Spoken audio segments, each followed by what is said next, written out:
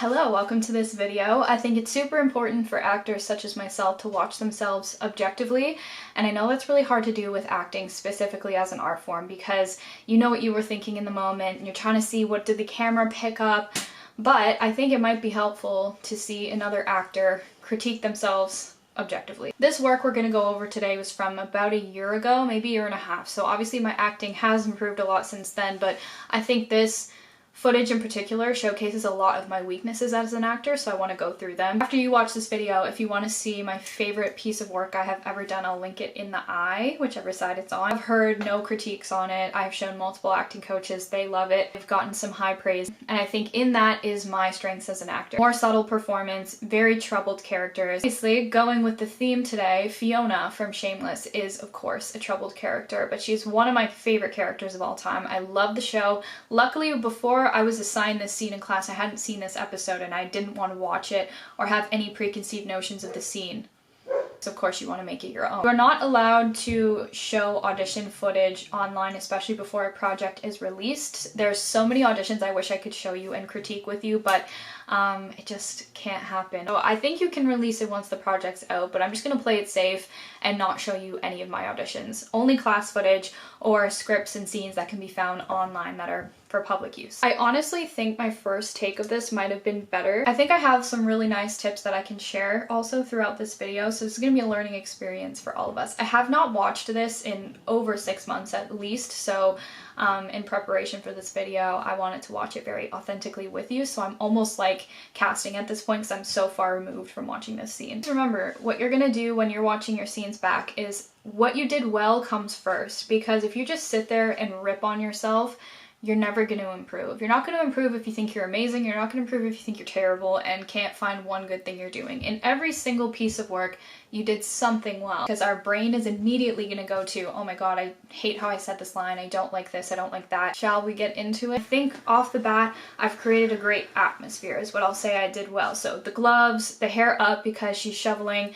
The kind of basic story of this is that Fiona's dad, we all know Frank Gallagher, is something else, and he has buried their aunt in their backyard and he's been collecting her money somehow. So Fiona's job is to now hide the body, because I think people are coming to build a gas line or they're doing something in the yard and they're obviously going to dig up a body. So now it's Fiona's job to kind of dig up this body and make sure they're not all going to get arrested. So Fiona's job is, as always, to kind of hold everything together. It reeks out here. Hey, listen. Okay, right off the bat, from the beginning, I wanted to give this tip. If you don't do this already, I did this masterclass in Toronto called Level Up Self-Tape Masterclass with Kim and Michaela. Ever since I did that masterclass, I have gotten callbacks on almost every piece of work I have put out. And that was in my first year of auditioning. I started auditioning last January, and by the summer, I was getting tons of callbacks. I was on set a couple times, and it was a lot to do with this masterclass I took. Toronto area, highly recommend taking that. One thing that I took away from it is making bold choices, and bold doesn't mean wrong. So it's not about, I think when we hear bold, I personally think like, oh, just something so out there and different. That's not necessarily the case. When you're first starting your scene, you should not be sitting here waiting for your reader to talk to you, or sitting here and then saying your first line. Be doing something, or if you're not physically doing something, something with your mind. So sometimes I'll start a scene now with lighting a cigarette or putting on lipstick, or I'm putting something away, or like there's just always something I'm doing, and if I'm not physically doing something, then I'm building a very rich inner world. So maybe they're in a hospital bed and they're going through a lot, and you have a moment. Tell your reader, wait a moment to start. Give yourself a really strong beginning, because a lot of people do exactly what's on the page. And when I did that, I did 15 auditions last spring and I didn't get a call back for a single one. Then I did 9 auditions later in the summer after this masterclass, and I got 7 callbacks of the 9 auditions. Yes, of course my acting improved, but it was also that I just started to make smarter decisions with my auditions, things that make you stand out, that are different, because they're going to watch a lot of people do the same thing. I like how I built a kind of moment before. She's putting on the gloves, she's getting ready to dig.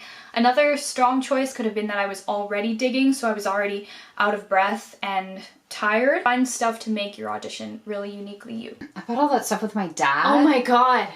Are we still talking about this? I mean, really? Christ! I like how I said, I mean, really? To me, the Christ felt a little inauthentic, so what I would have done now as an actor is either changed the wording, if I wasn't connecting to the word Christ, because if casting really hates the changing of the words, they'll just tell you, but for an audition, I either would have done something else there or changed the wording, because I think that, I mean, really was good, and then Christ, I lost myself a little bit. Overall theme throughout this is I feel like I have a very good understanding of the character, a rich inner world, but I struggle the most as an actor with like losing my shit, essentially. That's hard for me, losing my mind. I struggle with outward anger and outward aggression because I'm so far from that in real life. I'm very like, sometimes quiet, I guess, but I'm definitely very calm and chill in real life, so for me, losing my shit at someone is really hard. And that's something I'm working on as an artist. Sorry, I'm looking here because I was thinking of doing a self-tape. That's where I look. Anyways. Okay, so like when you need me, I'm like there for you. The one time I need you, you're like, screw off? I like that pause. I like that she's like, are you kidding me? Are we seriously discussing this right now? However, I think the look in my eyes is a little dead. I think you can tell this is an actor waiting for her line versus really absorbing what he's saying. I think I could have went further with that annoyance and just more active listening. Carl thinks he's a cancer survivor. Molly thinks she's a girl with a penis. Debbie's getting terrorized at the public pool, and this yard smells like a sewer. I got 3 drunk assholes operating power tools behind me, and the bitches at work locked me in a bathroom today. Oh, and we might all be on the verge of going to prison. So you want to talk?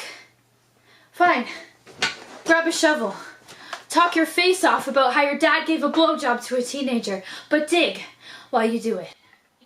Okay, so before I filmed this, I remember I jumped around a lot to give myself that breathlessness, because right off the start of the scene, sometimes in an audition I would have maybe delivered that first line a little bit more annoyance and then gone into anger, but I do think this scene it's a call to action, it's the breaking point of her, you know, she's dealing with so much as she listed off. And the whole point of Shameless, I feel, is just how absolutely absurd it is. So she's dealing with a lot of absurd situations. So I do think that right off the bat, that like attack and anger exists there in this world. To me, I do think when someone's angry, especially this fiery sort of character, they do speak quick. And when we're mad, things just fire out sometimes. So that existed well in the scene, but I do think that I didn't feel like the character was having thoughts. I felt like the actor was trying to remember, okay, Debbie's the pool, this one, Molly with the penis. Like I was trying to remember like which character went with which thing. So to me that it didn't feel like Fiona, the character, having thoughts. It felt like the actor trying to remember this kind of like chunk of dialogue. But I do think that there's a very rich inner world going on. I think that the annoyance is definitely there. I just think it could go a little further because she's so explosive and her character is so passionate and fiery. I think that you can tell that there's like a block. I think if you're an actor, one of my blocks is just that I'm filming at home and I hate when there's like people in the house and I can't lose my shit. And then I also read with my mom a lot, and like to kind of get there emotionally with someone that you know or you're comfortable with is difficult, you know, it's like a family member. There's that, but there isn't a fix for that. Like you're gonna live in a house with people, you're gonna have to get used to it, you're gonna have to get used to like going there emotionally with your readers. There's always the option, of course, of finding another reader if you have to do a certain type of scene. I also just remembered one time I did a scene completely laying down and that got me a call back. I think wardrobe, hair, all of that is great, and I think the annoyance is great, and I think I have a very good understanding of this character, but just a little bit further. My personality is soft, I think the way I speak is a little soft, and that was sort of bleeding into this character too much. To me, it feels like there's a wall up. It's like I just want her to like lose her absolute mind, which is why I'm working on that as an artist. But I think it's so important to point out our weaknesses and our strengths. You know what? I'm really tired of playing this my tragedy is bigger than your tragedy game. My entire world got rocked. It's not even on your radar. We're in a relationship.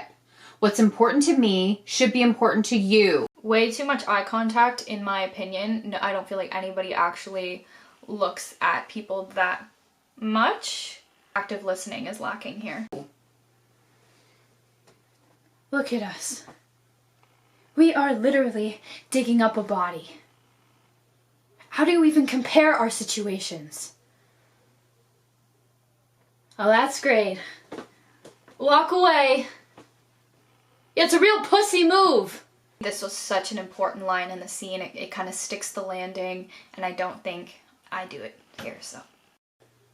Why don't you go cry to your gay dad about it?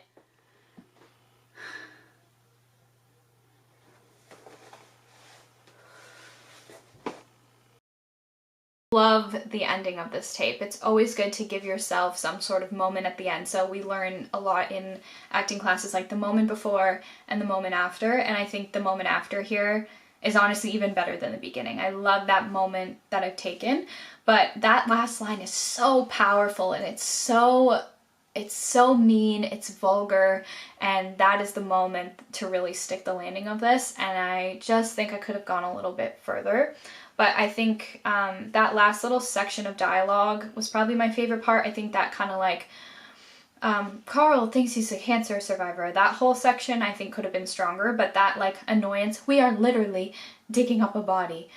I like that part. I do think it actually ended up being quite similar to the performance, which tells me as an actor that I understood what was going on and the character herself. Of course, usually when you audition, you don't have a preconceived notion of a character, but because in this case I did, I like it. I really do like how I did this scene. I did a second take because my critiques from my acting coach was to go further with it, and I actually think my second take was worse. Make your auditions as unique as possible. Don't make them bold to the point where they make no sense with the character, but casting is going to appreciate a bold choice that they dislike versus watching someone who does exactly what's on the page. So I think here there were some choices. Maybe I could have even gone bolder with it, who knows, but I do think like the shovel, the gloves, the hair up.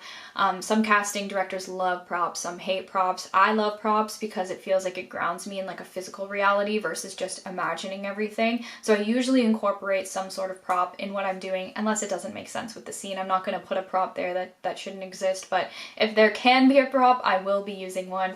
And unless, like, as you go along through the industry, you get to know casting directors. If you know the casting director hates props, then don't do it. But if you know that they either are indifferent to it or like it, then definitely do it. Just do what's going to ground you in the scene and make your audition as unique as possible. Excite them, draw them into your world right in those first few seconds, because I did like a Q&A session with a casting director once. No, sorry, he was a director, but he was talking about casting, and he said, like, I asked how much of it, I think somebody asked or I asked, I don't remember, how much of someone's audition do you actually watch? And he said sometimes just a couple seconds. We skim through it, or like those first few seconds really will tell us if the person's castable or not. We usually know right away. So you want to make that beginning as strong as you possibly can. Yeah, and that's kind of my scene. This is from a long time ago, so it was kind of weird to watch. I feel like I've come so far from this, but I nonetheless think it's super valuable to discuss our strengths and weaknesses as actors, as artists, and to be seen in process feels so embarrassing. It's one thing to show someone a movie you're in, or show someone a song that's produced and mastered and finished, but to be seen in process when you're working, it almost feels like the veil has been lifted as an artist. I remember Meryl Streep saying, you know, when people actually work with me on set, they see that I'm not like a genius. The directors told me 3 times to go left, I go right, and there's something so humbling about that always as an artist, which is why I don't know why some people have egos, because I feel like how could you as an artist? It's such a vulnerable thing to do. I think by sharing our process more and normalizing the vulnerability of that, we can improve and come together and support each other. So I hope you enjoyed this critique. As you know, I'm incorporating acting, music, and dance on this channel now. I'm not doing resin on this channel. I've also started a channel for my minis, and I am starting a channel for books, because I believe these art forms exist on different corners of the internet, and I think when I was trying to make my channel everything I loved, it was just not marketable. So this channel is specifically acting, dance, and music. As you might have seen, my last video was a studio vlog, really exciting, and I'm working on an original song that I absolutely love, so that will be coming out soon. I tore a ligament in my hand and strained the tendons, which it's starting to heal now. I have just gotten out of my brace this week, So I haven't played guitar and stuff, but once my hand is better, I will be putting out covers and things I'm excited to share. So thank you for being here, and I hope to see you in my next video. Please subscribe for more acting, dance, music content and more class footage critiques. I would love to release more stuff like this soon. Okay, thanks. Bye.